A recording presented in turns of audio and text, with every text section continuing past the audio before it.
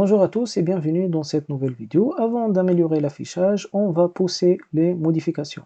On va lancer Git Statut pour vérifier les fichiers modifiés. Et comme vous voyez, on a le Dashboard Controller, Author, Catégorie et aussi le Book CRUD Controller.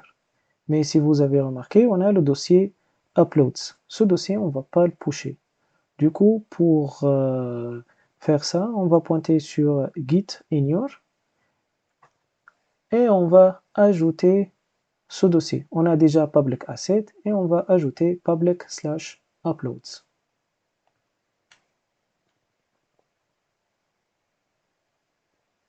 Et maintenant, on va relancer Git Statut et comme vous voyez, on n'a pas ce dossier. Maintenant, on va lancer Git add pour ajouter les fichiers. Git commit avec un petit message CRUD book ou bien book CRUD. Ah, j'ai oublié Git, donc je vais l'ajouter, Git commit. Et maintenant, on va pusher avec Git push main, ou bien je vais ajouter origin pour pointer sur le main.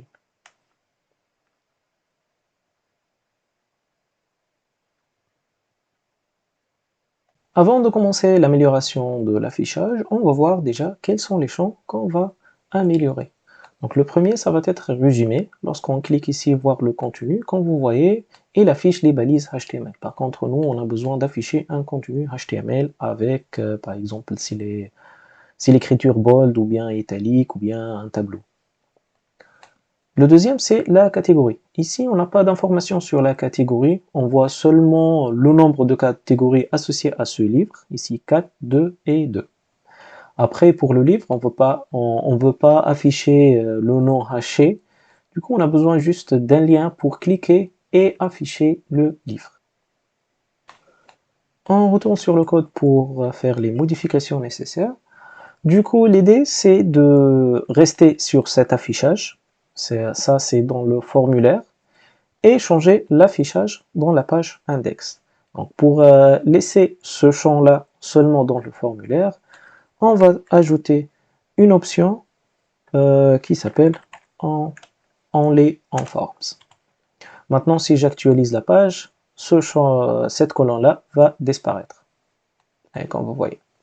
Du coup, après, pour réafficher le champ, donc, on va utiliser un autre field qui s'appelle Text Area Field.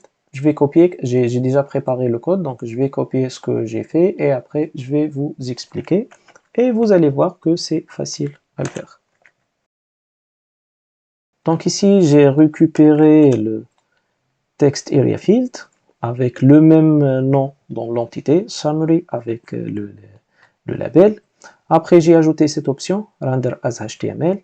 Et cette option la plus importante, c'est Hide on Form. Donc ce champ-là, il ne va pas être affiché dans le formulaire. Après, pour le format retourné, on utilise Format Value avec une fonction de callback. Et ici, j'ai créé juste un petit modal pour afficher le contenu en tant que HTML. Je retourne pour vous montrer le résultat. Et comme vous voyez, on a un test ici, bold italique. Pour le champ catégorie, ça va être de même. Donc ici, je retourne, j'ajoute l'option Only on Forms. Et après, je vais copier donc, le champ que j'ai créé. Donc ici, on va rester sur Association Field. On ne va pas utiliser un champ texte. Donc c'est le même principe, Render as HTML, Hide on Form et Format Value. Et maintenant, je peux afficher les catégories pour chaque livre.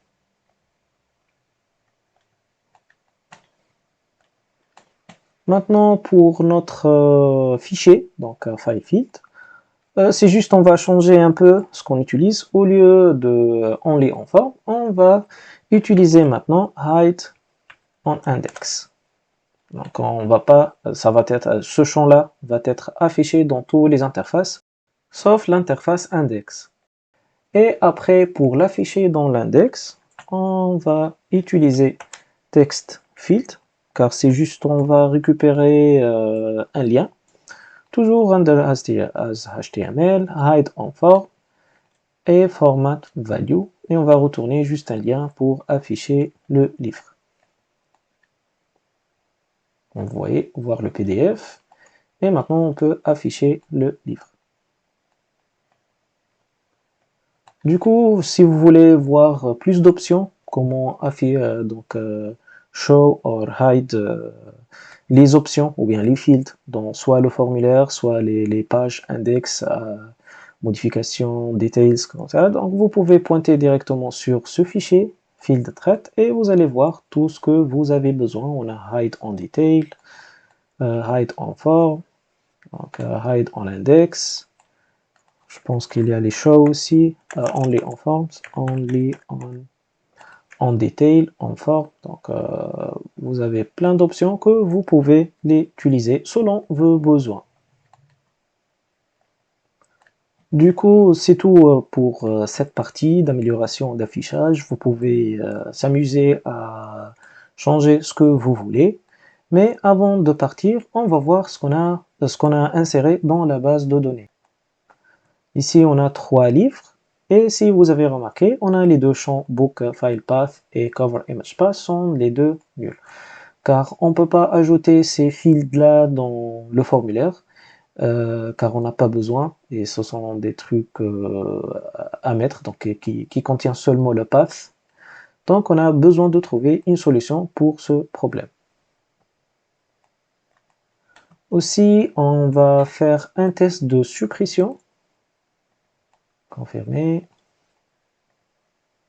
confirmer et confirmer.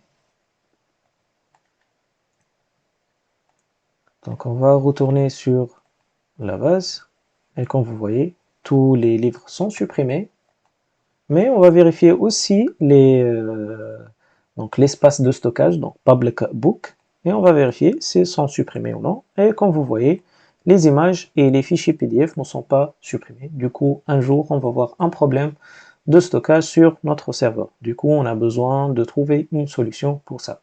Du coup, je vous donne un rendez-vous dans la prochaine vidéo pour chercher des solutions pour traiter ces deux problèmes-là. À bientôt!